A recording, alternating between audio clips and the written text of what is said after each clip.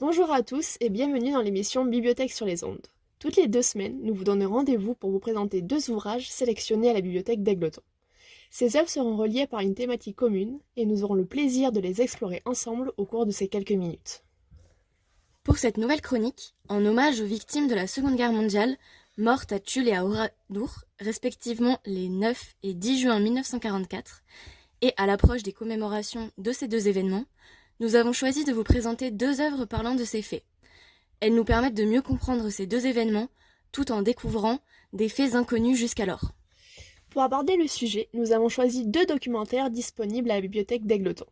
Un portant sur le témoignage d'un Tulliste rescapé d'un camp de concentration et l'autre portant sur la question de l'importance d'Oradour dans l'histoire. Allons-y. Parmi les ouvrages existants sur le massacre du 9 juin 1944 à Tulle, notre choix s'est porté sur un récit écrit par un rescapé déporté ce jour-là. Après le voyage Tulle-Neuengamme, j'étais le numéro 36.515, écrit par Jean-Baptiste Lacroix. Publié en 1967, après sa retraite anticipée pour raisons de santé, les bénéfices de son livre seront reversés à la Croix-Rouge.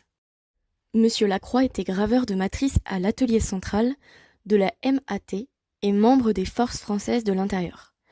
Il nous partage son incroyable histoire de survie. Engagé depuis janvier 1943 dans les forces résistantes, il décrit les événements du 7 juin 1944 lorsque les forces françaises de l'intérieur attaquent la ville, évitant de peu la mort lors de l'arrestation massive du 9 juin qui a ensuite conduit au pendaison de Tulle. Il évoque les jours suivants, marqués par le tri des prisonniers et leur transfert à Limoges puis à Poitiers.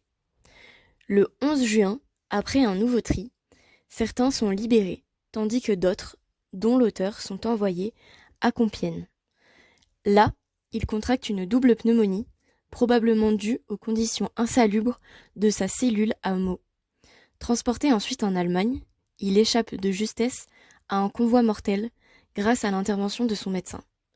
Malheureusement, il est ensuite embarqué dans un autre convoi et conduit au camp de Neuengamme.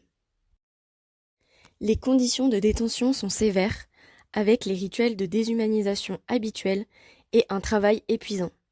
Mais l'auteur trouve un soulagement temporaire dans une brève période passée à la prison d'Hambourg, où la nourriture y est meilleure, puisqu'il est envoyé au déminage de la ville.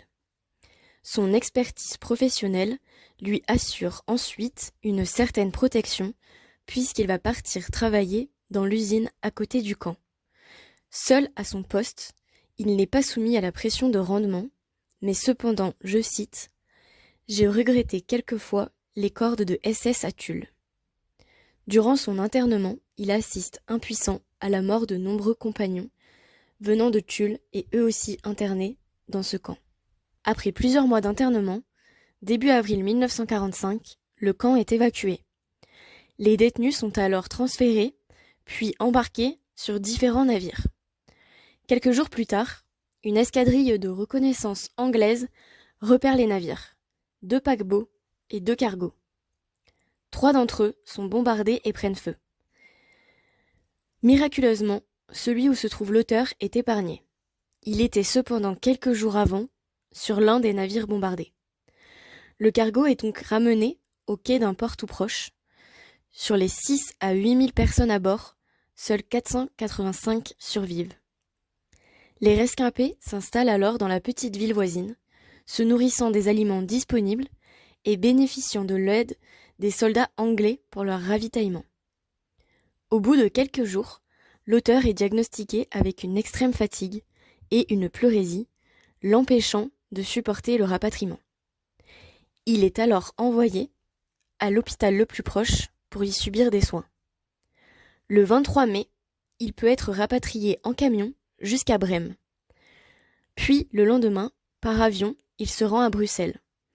Il y témoigne de l'accueil chaleureux reçu au centre d'accueil, où des familles viennent les chercher pour les héberger et partager leur table. Il exprime sa gratitude envers la Belgique pour cette générosité. 2 jours plus tard, il rentre chez lui. Un retour empreint d'une douleur mêlée de soulagement. Je cite, « Le temps apporte l'oubli. Un déporté ne peut oublier ce qu'il a vécu.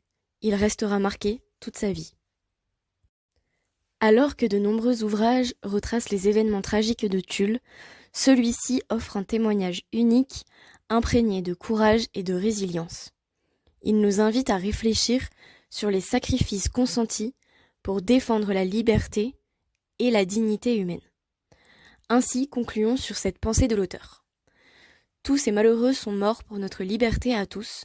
Il faut que la jeunesse connaisse tous les dangers du nazisme et du fascisme. Une invitation donc à ne jamais oublier et à transmettre cette mémoire afin de préserver notre liberté et nos valeurs fondamentales.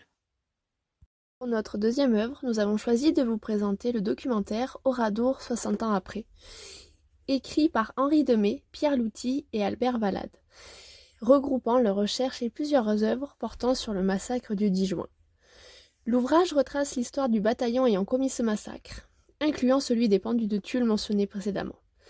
Il décrit également d'autres massacres et dérèglements de la SS ayant causé des victimes aux alentours.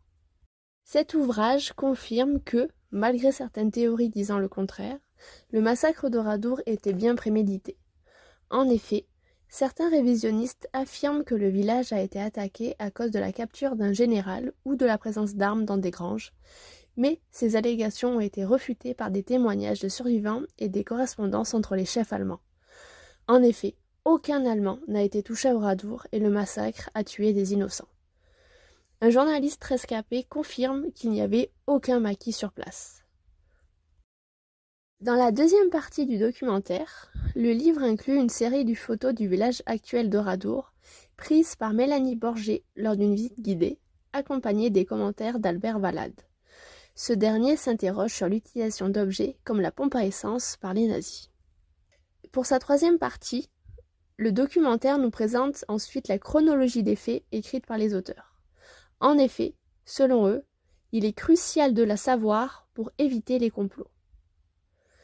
On apprend que le massacre a été ordonné par le capitaine Kahn. Un des premiers événements fut le vol de vélo, passé inaperçu. Puis, à 14h, le bataillon arrive. À 15h, il sépare les hommes, qui seront fusillés sur la place, des femmes et des enfants, qui eux seront brûlés vifs et fusillés. En tout, ce massacre a effectué 642 victimes. À 19h, les SS arrêtent le train en provenance de Limoges et les forcent à repartir, sauvant ainsi ses passagers. Dans la nuit du 10 au 11 juin, les SS festoient dans 2 maisons réquisitionnées qu'ils brûleront ensuite. Le 12 janvier 1953, un procès contre les bourreaux d'Oradour-sur-Glane s'ouvre. Sur 60 prévenus, 21 se présentent et seulement 3 expriment des remords.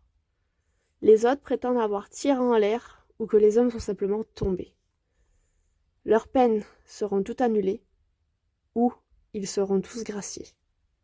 La dernière partie du livre aborde les théories du complot avancées par les révisionnistes, des faussaires et des généraux allemands, qui accusent par exemple les maquisards d'avoir eux-mêmes brûlé l'église.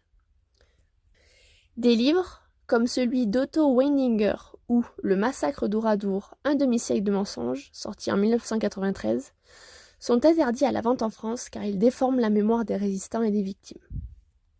Il est crucial, selon nous, de lire de tels ouvrages pour ne pas oublier l'histoire et vivre en paix. Les auteurs sont d'accord avec ça, car ils concluent avec une réflexion sur l'avenir des relations franco-allemandes. Ils insistent sur l'importance de ne pas tenir rigueur au peuple allemand actuel, tout en n'oubliant pas bien sûr les horreurs commises par les généraux nazis. Nous espérons que vous avez apprécié cette brève immersion dans le souvenir des événements tragiques de la Seconde Guerre mondiale à travers les ouvrages que nous avons eu le plaisir de vous présenter. Le devoir de mémoire est essentiel pour garder vivants ces souvenirs et les transmettre aux générations futures. Il est crucial que chacun s'investisse dans ce travail de quelque manière que ce soit. C'est l'occasion de se souvenir et d'honorer la mémoire de ceux qui ont souffert et résisté. Nous vous encourageons vivement à participer à cet effort enrichissant et à explorer les témoignages et documents historiques relatant, entre autres, de l'histoire des pendus de Tulle et du massacre d'Oradour, éléments clés de l'histoire de notre territoire. Dans ce sens, vous pouvez retrouver à la bibliothèque municipale d'Égletons un fonds dédié aux documentaires régionaux avec un rayonnage portant sur la Seconde Guerre mondiale ou encore les maquis. Merci de nous avoir rejoints sur les ondes. Et rendez-vous bientôt pour de nouvelles explorations littéraires.